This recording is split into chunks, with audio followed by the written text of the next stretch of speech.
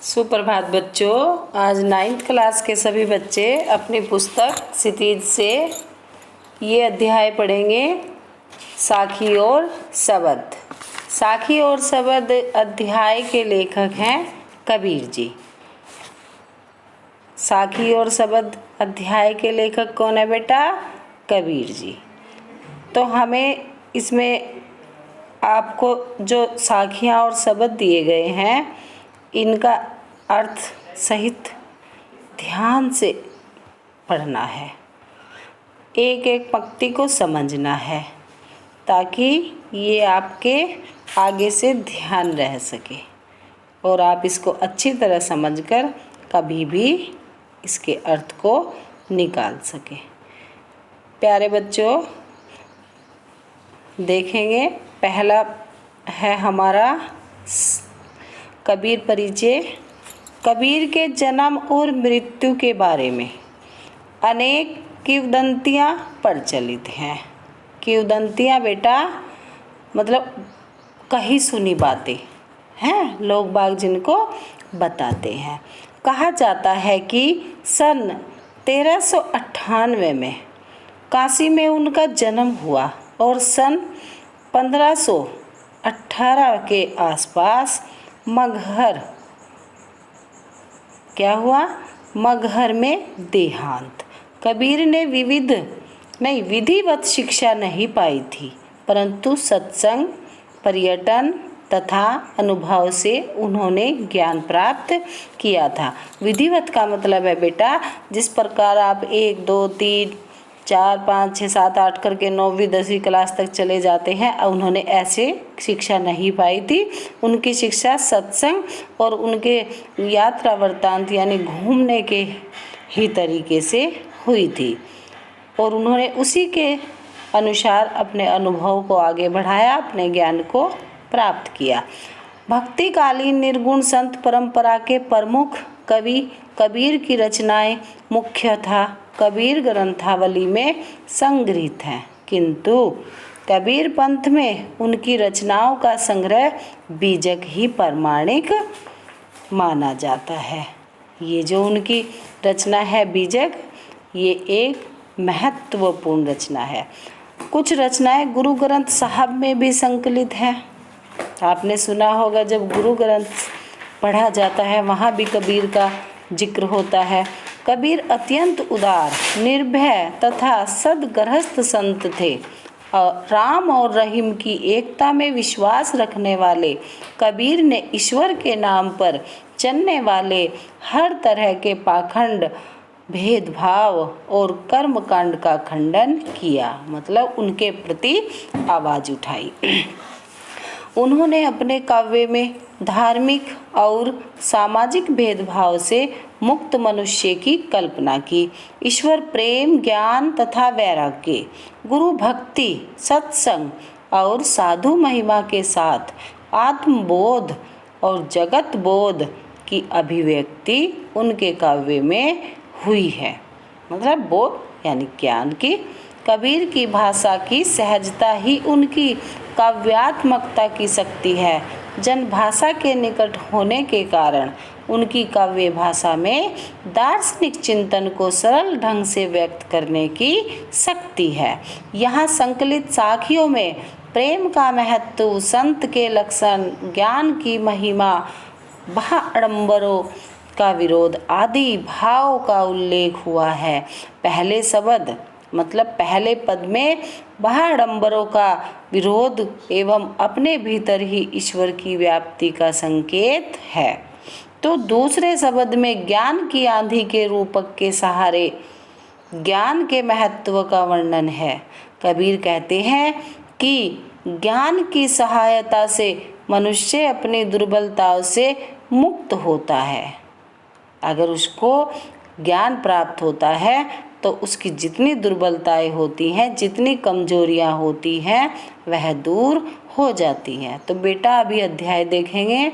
मान सरोवर सुभर जल, हंसा केली कराही, मुक्ता फल मुक्ता चुगई, अब उड़ी अनंत न जाही। ये पहला पद है। मान सरोवर सुभर जल हंसा केली कराही, मुक्ता फल मुक्ता चुगई, अब उड़ी अनंत न जाही। कबीर जी कहते हैं कि जिस प्रकार जल से भरे मानसरोवर को त्याग कर कौन हंस कहीं नहीं जाते, कहाँ नहीं जाते, कहीं पर भी नहीं जाते, क्या करते हैं, उसी प्रकार संत लोग भी भक्ति का आनंद प्राप्त करके क्या करते हैं, भक्ति का आनंद प्राप्त करके फिर कभी प्रभु भक्ति से विरत नहीं होते, अर्थात भक्ति सुख को कभी नहीं त्यागते। यहाँ बताया है, सुने बेटा, मानसरोवर सुभर जल, सुभर अच्छी तरह भरा हुआ, केली क्रीड़ा, मुक्ताफल मोती, समझ आया। यानी जिस प्रकार मानसरोवर सुभर जल हंसा केली कराही, मानसरोवर के जल को, तालाब के जल को छोड़कर हंस और कहीं नहीं जाता, उसी में क्रीड़ा करता है, उसी प्रकार संत लोग भी भगवान की भक्ति को पाकर अन्य भटकते नहीं फिरते, उसी सुख में रम जाते हैं। दूसरा दोहा देखेंगे, प्रेमी ढूंढत मैं फिरो, प्रेमी मिले न कोई, प्रेमी को प्रेमी मिलई, सब विष अमृत होय। क्या कहा बेटा, प्रेमी ढूंढत मैं फिरो, प्रेमी मिले न कोई। कबीर कह रहे हैं कि प्रभु भक्त दूसरे भक्त से मिलकर प्रेममय हो जाता है। कैसे? ऐसे संयोग से सब कुछ आनंदमय और पवित्र हो जाता है। प्रेमी ढूंढत मैं फिरो, प्रेमी मिले न कोई। कबीर जी का कहना है कि अगर इस संसार में हम अपने प्रति प्रेमी को ढूंढते फिरें, कोई सच्चा प्रेमी नहीं मिलेगा, परंतु प्रेमी को प्रेमी मिले सब विष अमृत होए। परंतु जब प्रेम करने वाले को ही उसके जैसा सच्चा प्रेमी मिल जाए तो सब विष अमृत हो जाए। और ऐसा सच्चा प्रेम ईश्वर के प्रति जब हो जाता है तब ऐसा होता है। आगे देखे बेटा, हस्ती चढ़ी ज्ञान को सहज दुलीचा डारी, स्वान रूप संसार है भूकन दे झकमारी। यहाँ कबीर जी ने कहा है कि प्रभु के ज्ञान की साधना और सहज भक्ति में लीन जो इंसान होता है, जो जिज्ञासु होता है, साधक होता है, उसके लिए यह संसार कुछ नहीं होता। मतलब संसार उसका कुछ नहीं बिगाड़ सकता। क्या होता है? स्वान रूप संसार है भूकंदे झकमारी। उसके लिए यह संसार क्या हो जाता है? एक कुत्ते की तरह हो जाता है, जो कुछ भी भौंकता रहे, कुछ भी बोलता रहे, उसे फर्क नहीं पड़ता। फिर से समझेंगे, हस्ती चढ़िए ज्ञान को सहज दुलीचा डारी। यानी जब इंसान को ज्ञान प्राप्त हो जाता है तो यह संसार उसके लिए एक पायदान की तरह हो जाता है। स्वान कुत्ता होता है और झक मारना, मजबूर होना, वक्त बर्बाद करना, ठीक है। और दुलीचा पायदान, यह संसार उसके लिए एक पायदान की तरह हो जाता है और फिर कोई संसार में कुछ भी बोले उसे फर्क नहीं पड़ता। आगे देखेंगे बेटा, पखा पखी के कार नहीं सब जग रहा भुलान, निरपख होई के हरि भजई सोई संत सुजान। कबीर जी कहते हैं कि ये हमारा, देखिए बेटा क्या कहते हैं, सच्चा ज्ञानी संत वही है। कौन? जो तर्क वितर्क बैर विरोध पक्ष विपक्ष में न पड़कर निरपेक्ष भाव से भगवान का भजन करता है। पखापखी के कारण, पखापखी पक्ष विपक्ष, कारणई कारण, और सुजान क्या होगा? चतुर ज्ञानी।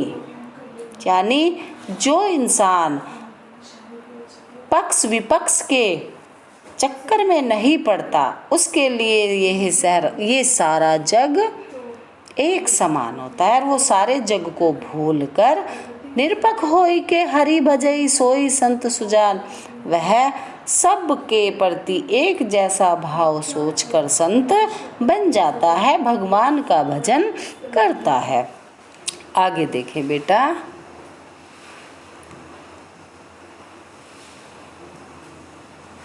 हिंदू मुआ राम कही, मुसलमान खुदाई, कब कहे कबीर सो जीवता, जो दहू के निकट न जाई। हिंदू कहता है कि मैं राम, मेरा राम है, क्या कहता है, और मुसलमान कहता है कि खुदा है। कबीर कहे कबीर सो जीवता, जो दहू के निकट न जाई। इस संसार में वही सच्चा मनुष्य है जिसके पास ये दोनों चीज न जाए। मतलब भगवान सबका एक है, चाहे वह राम है और चाहे वह रहीम है, चाहे वह खुदा है और चाहे वह राम है, सबका भगवान एक है। आगे देखे बेटा। काबा फिरी काशी भया, राम ही भया रहीम, मोट चून मैदा भया, बैठी कबीरा जीम। काबा क्या बताया, मुसलमानों का एक पवित्र तीर्थ स्थल, और मोट चून मोटा आटा। तो यहाँ कबीर जी कहते हैं कि काबा फिरी काशी भया, राम ही भया रहीम। हिंदू और मुसलमान धार्मिक स्थल की वजह से कट्टरता का परित्याग कर दे तो राम और रहीम, काबा और काशी में कोई अंतर नहीं रहेगा, क्योंकि दोनों की एक ही स्थान पर उपासना की जा सकती है।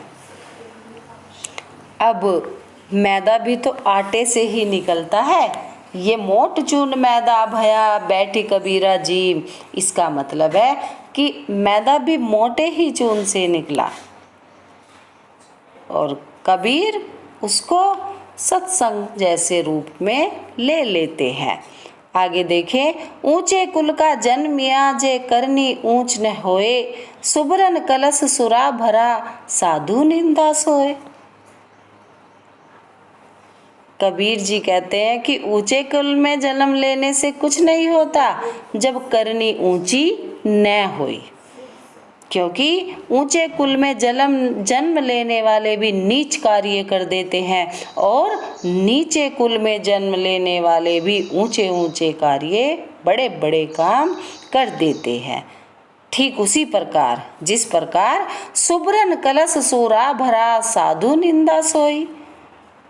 सोने का कलश शराब से भरा हुआ है तो वह निंदा करने के ही योग्य होता है, उसे श्रेष्ठ नहीं बताया जाएगा, क्योंकि इंसान भी अपने कार्यों से ही श्रेष्ठ होता है।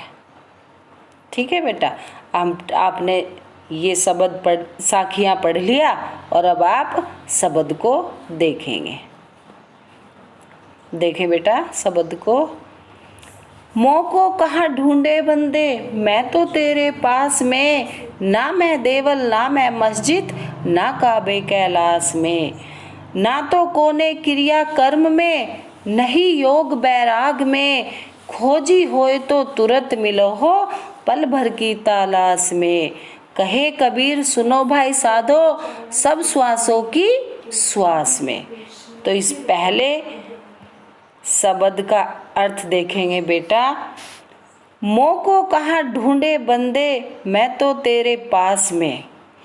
कबीर जी कहते हैं कि जगह जगह, भगवान कह रहे हैं कि जगह जगह मुझे ढूंढने की आवश्यकता नहीं है, मैं तो तेरे अंदर समाया हुआ हूँ। ईश्वर ना ही तो किसी मस्जिद में ना ही किसी मंदिर में निवास करते हैं, क्रिया कर्म और न ही योग साधना में। वह तो प्रत्येक प्राणी के सांस में समाया हुआ है। सच्चा जिज्ञासु, सच्ची आराधना करने वाला तो पल में ही उसकी तलाश कर लेता है। क्योंकि योग साधना, क्रिया, कर्म, इन सब चीज़ों में मैं नहीं मिलता। तुम अगर मेरे अपने अंदर खोजोगे मुझको तो मैं पल भर की तलाश में ही मिल जाऊंगा।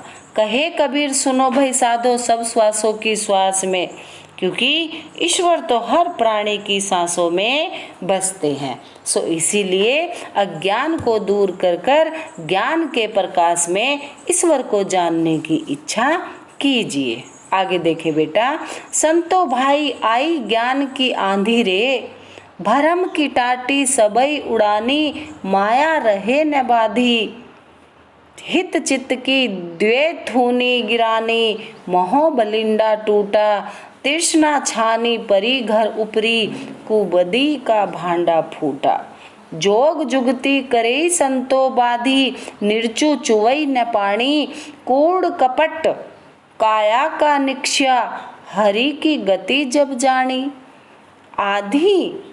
आंधी पीछे जो जल बूठा, प्रेम हरिजन भीना, कहे कबीर भान के परगटे, उदित भयातम खीना।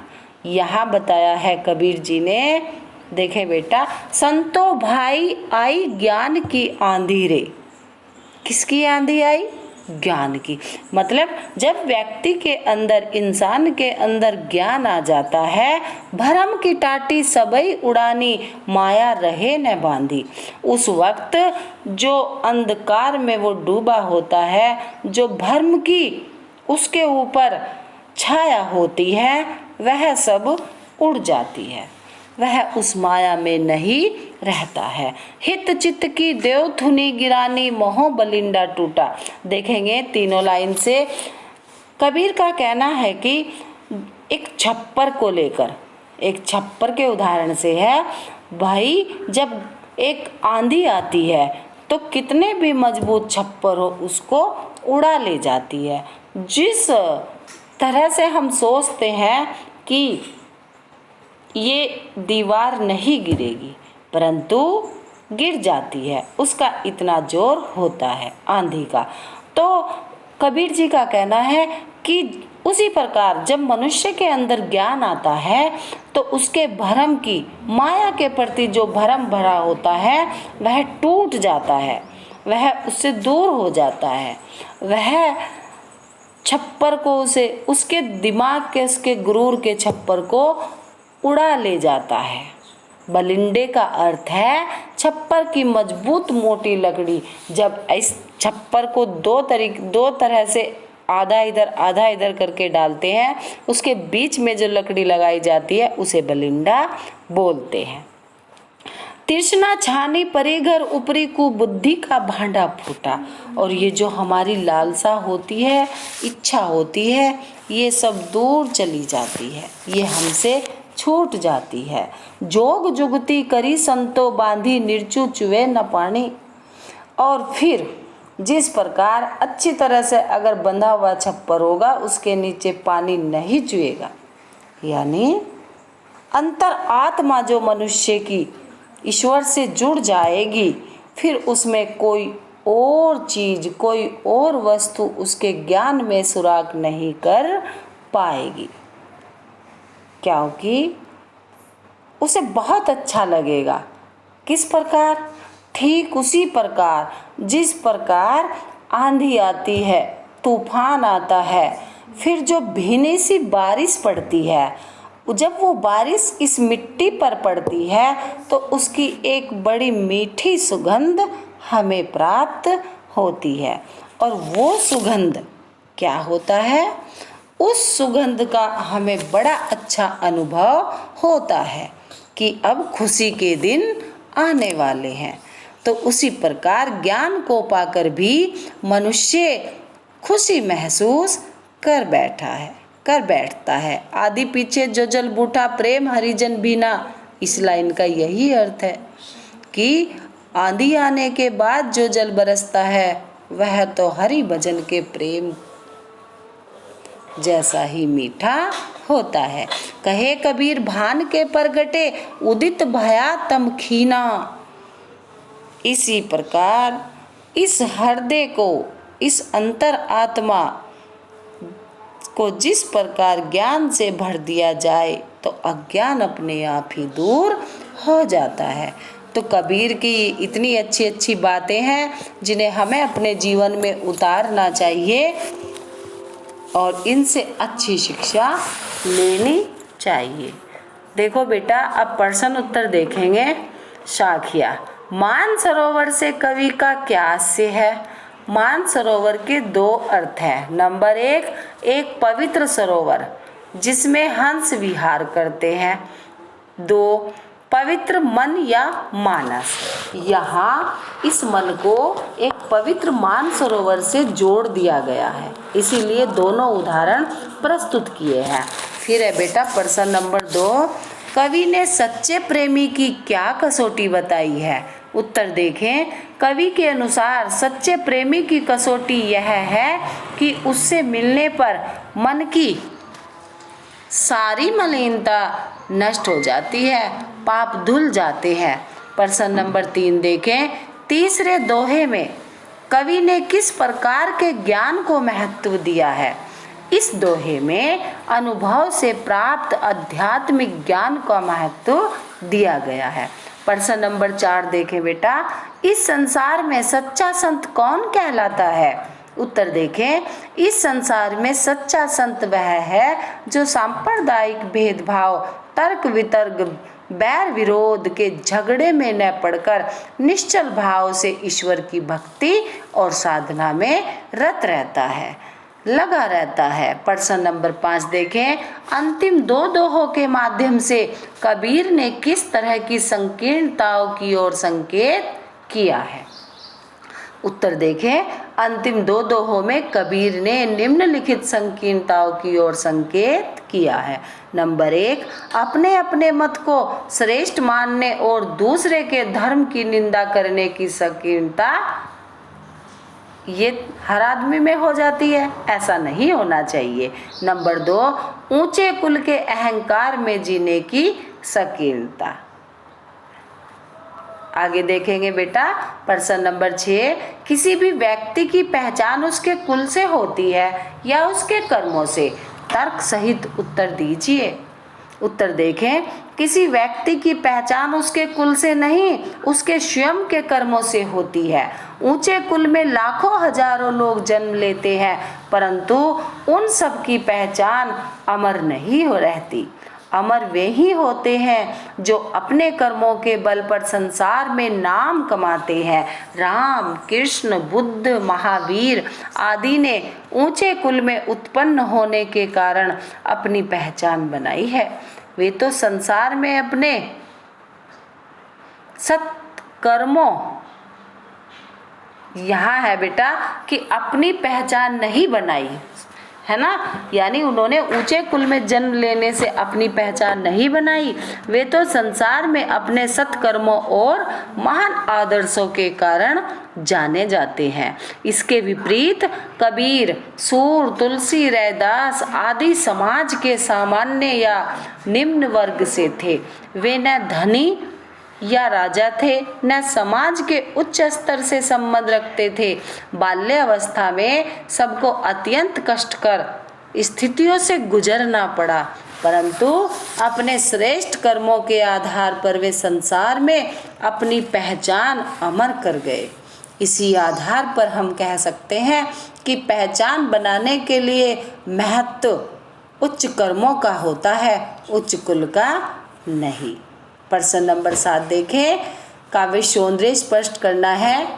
देखिएगा। हस्ती चढ़िए ज्ञान को सहज दुलीचा डारी, श्वान रूप संसार है भूकंदे झकमारी। इस साखी में महात्मा कबीर ने एक सशक्त चित्र उपस्थित किया है। क्या? देखें। साधक गण ज्ञान रूपी हाथी पर सहज योग रूपी कालीन डालकर मस्ती में बैठे हुए जा रहे हैं। उनको इस प्रकार जाता हुआ देखकर संसार भर के निंदक रूपी कुत्ते भौंक भौंक कर थके जा रहे हैं, परंतु उन साधकों का कुछ नहीं बिगाड़ पा रहे हैं। कैसे, देखें बेटा। साधकों के निंदकों को कुत्ता कहना उनका घोर तिरस्कार दर्शाता है। श्वान रूप संसार एक सशक्त उपमा है, यानी ये संसार एक कुत्ते की तरह है। झकमारी मुहारे का सटीक प्रयोग हुआ है, यानी ये झकमारी जो शब्द आया है मुहावरा है। सांग रूपक अलंकार का सुंदर प्रयोग हुआ है, जैसे ज्ञान रूपी हाथी सहज साधना रूप साधना रूपी क्या होता है, कालीन, एक कालीन शब्द भी आया है। निंदक संसार रूपी श्वान, निंदा रूपी भोंकना। अब शब्द के देखेंगे प्रश्न उत्तर।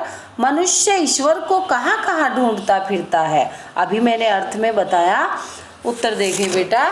मनुष्य ईश्वर को मंदिर, मस्जिद, काबा, कैलाश, योग, वैराग्य तथा विभिन्न सांसारिक पूजा पद्धतियों व कर्म कांड में ढूंढता फिरता है। कोई मंदिर जाता है अपने देवता को ढूंढने, तो कोई मस्जिद में जाता है, कोई उसे तीर्थ स्थलों में खोजता फिरता है। कुछ लोग योग साधना और संन्यास को अपनाकर उसमें परमात्मा को खोजते फिरते हैं। सब मिलाकर ईश्वर के निवास स्थान और उसकी प्राप्ति के मार्ग के संबंध में लोगों में अनिश्चय और भ्रम व्याप्त है, इसलिए सब इधर उधर उसे ढूंढते फिरते हैं। प्रश्न नंबर 9 देखें। कबीर ने ईश्वर प्राप्ति के लिए किन प्रचलित विश्वासों का खंडन किया है। उत्तर देखें बेटा। ईश्वर प्राप्ति के लिए कबीर ने अपने समय में प्रचलित विश्वासों का खंडन किया है, यानी उस समय में जो क्या चलते थे, विश्वास, झूठे आडंबरों के विश्वास। उनके आध्यात्मिक ज्ञान के अनुसार ईश्वर न मंदिर में है, न मस्जिद में, न काबा में है, न कैलाश पर्वत पर। वह न कर्म कांड से मिलता है और न योग साधना करने या वैरागी बन जाने पर मिलता है। कबीर के अनुसार ये सब क्रियाकलाप ईश्वर के सच्चे रूप से नहीं मिलाते, क्योंकि ये ढोंग है, दिखावा है। प्रश्न नंबर 10 देखें। कबीर ने ईश्वर को सब श्वासों की श्वास में क्या कहा है। उत्तर देखें। कबीर ईश्वर को कण कण में व्याप्त मानते हैं, सभी प्राणियों के प्राणत्व के रूप में मानते हैं, इसीलिए उन्होंने ईश्वर को सब श्वासों की श्वास में कहा है। कबीर ने ज्ञान के आगमन की तुलना सामान्य हवा से न कर आंधी से क्यों की। उत्तर देखें बेटा।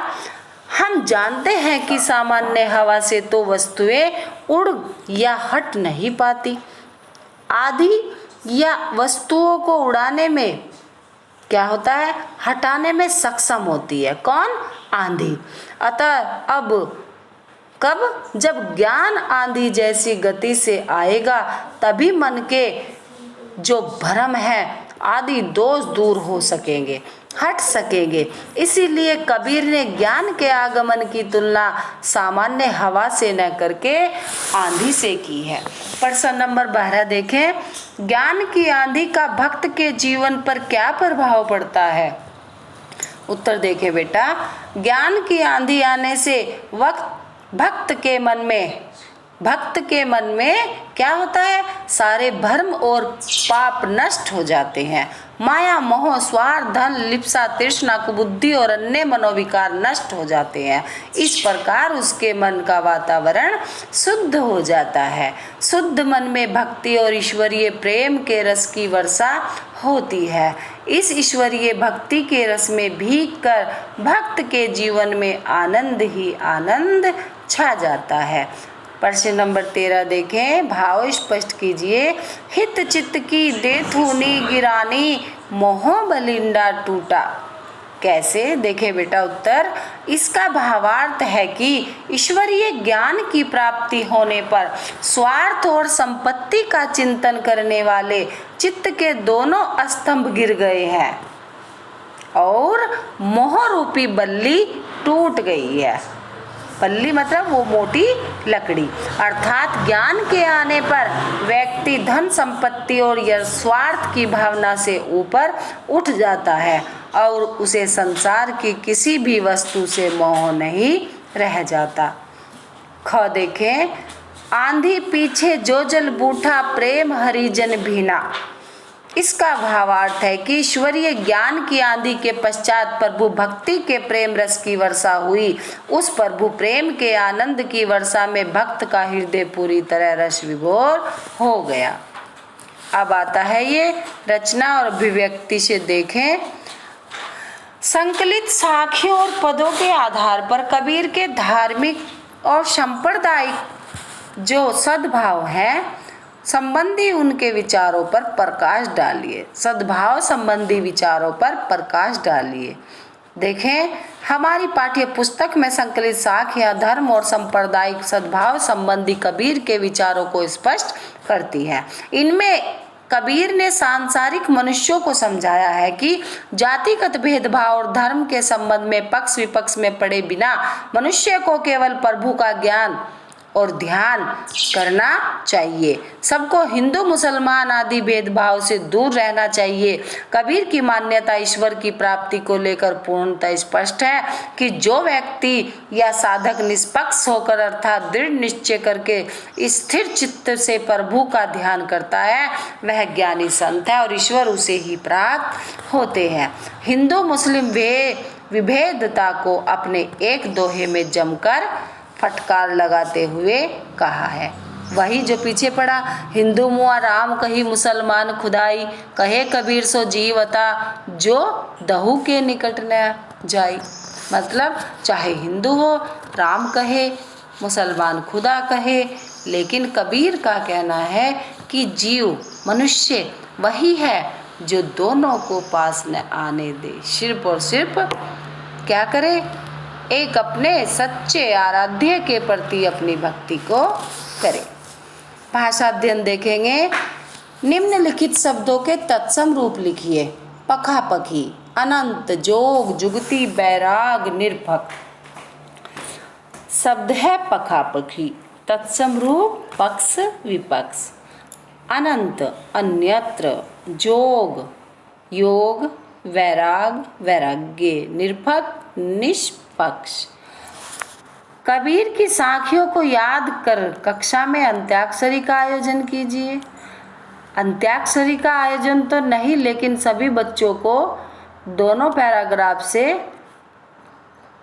जरूर साखियां याद करके लानी है और इस कार्य को स्वच्छता और शुद्धता के साथ करना है। धन्यवाद।